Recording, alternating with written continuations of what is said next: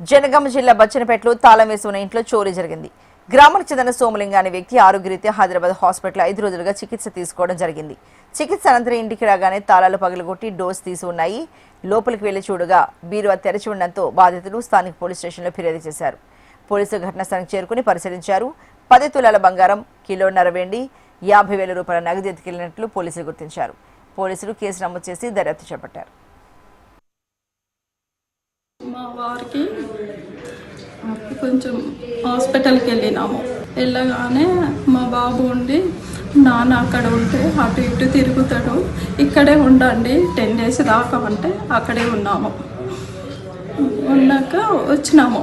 Friday రోజు night వచ్చేసరికి gate లాకు ఉంది. లాకు తీశాను. మెయిన్ డోర్ వచ్చేసరికి గొల్లం పెట్టుంది. అది లాకు పెట్టుంది, ఓపెన్గా ఉంది లాకు. మా బాబుని పిలిచి లాక్ వేయలేదా అని అడిగాను.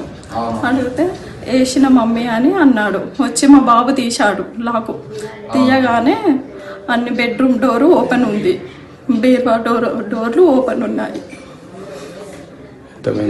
10 తులాల గోల్డ్, 2 కేజీల వెండి.